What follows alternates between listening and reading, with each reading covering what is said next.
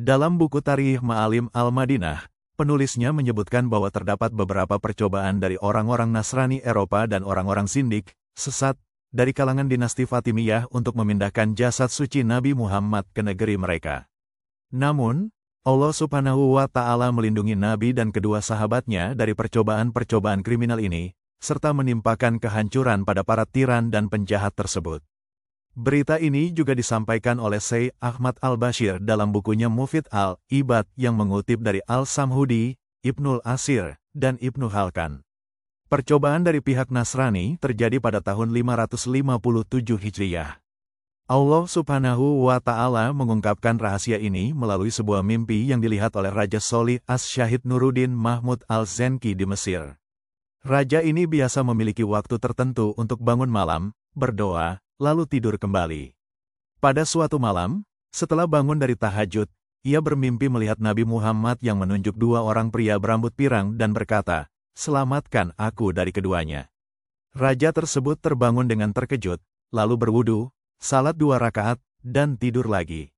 Mimpi yang sama muncul kembali. Setelah bangun, ia berwudu dan salat 2 rakaat, kemudian tidur lagi dan melihat mimpi yang sama untuk ketiga kalinya. Dalam mimpi ketiga, ia berkata, tidak ada lagi tidur, dan segera pergi ke menterinya, Jamal al-Din al-Mausili, dan menceritakan apa yang ia lihat dalam mimpinya. Menterinya mengatakan, ada sesuatu yang terjadi di Madinah, saya rasa Anda harus merahasiakan apa yang Anda lihat dan kita pergi ke Madinah sekarang juga. Raja itu membawa 20 pemimpin bersama menterinya dan banyak uang. Sebelum memasuki kota, ia mandi, kemudian masuk ke masjid, salat di Raudah, dan berziarah.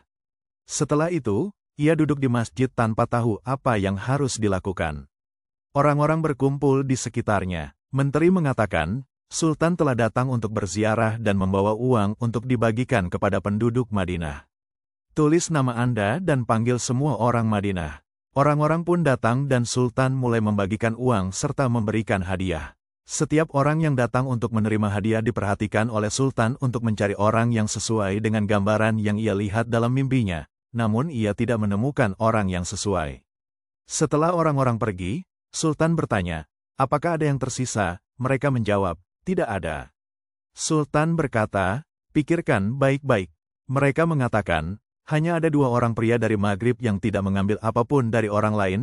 Mereka adalah orang-orang baik yang kaya dan sering bersedekah serta beramal. Sultan merasa lega dan berkata, panggil mereka. Begitu bertemu, Sultan bertanya kepada mereka, dari mana kalian datang? Mereka menjawab, kami datang dari Maghrib, kami datang sebagai haji dan memilih tinggal di Madinah.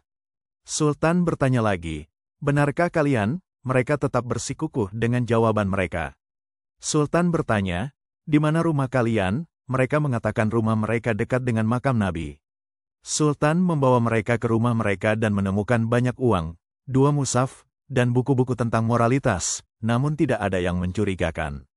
Masyarakat Madinah memuji keduanya karena rajin salat, mengunjungi Al-Baqi setiap hari, dan Kuba setiap Sabtu. Sultan kemudian merasa bingung dan berkeliling di rumah mereka sendiri. Ia mengangkat karpet dan menemukan sebuah terowongan yang mengarah ke makam Nabi. Warga yang melihatnya pun terkejut. Sultan berkata kepada keduanya, katakan yang sebenarnya. Mereka tetap bersikukuh.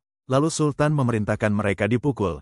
Dan akhirnya mereka mengakui bahwa mereka adalah orang Nasrani yang dikirim oleh pihak Nasrani dengan menyamar sebagai orang Maghribi untuk melaksanakan kejahatan yang mereka rencanakan.